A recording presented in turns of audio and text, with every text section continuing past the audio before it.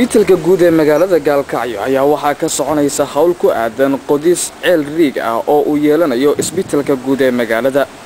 Hawshani ayaa waxaa wada qaar ka mid ah ganacsatada iyo waxgaradka magaalada waxaana ay abaabulkeeda ka wadaan isbitaalka guud iyadoo haddana uu si rasmi ah u soconayo ceelkaasi oo hadda maraya 40 mitir. waxay sheegeen inay doonayaan inay gaarsiiyaan ilaa 400 oo mitir iyadoo sidoo kalena ay tilmaameen in arintani ay timid ka gadaal markii ay arkeen baahida haysa ee isbitaalka guud oo ku aadan biyo la'aanta iyo waliba dhibaatooyinka kale ee ka taagan isbitaalka.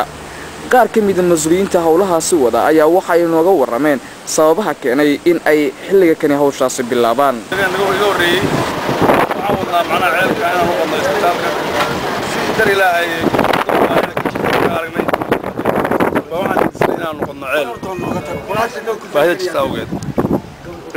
kaalmaan hadda ka hayna ilaahay hadana wali ma jirto laakiin dadka magaalada u dhashay waxaan ka fiirnaa inay wixii injineerka iyo shidaal hawshani ayaa waxay tahay tii ugu horeysay oo isbitaalka laga fuliyo waxaana ay tilmaameen mas'uuliyiinta gacanta ku haysa in ay rajeynayaan in ay gacan ka geystaan dadweynaha u dhashay gobolkani. waxaa sidoo kale ay sheegeen inaanay jirin gacan ay ka geysatay maamulka Puntland hawlahani lagu qodayo ceelkani.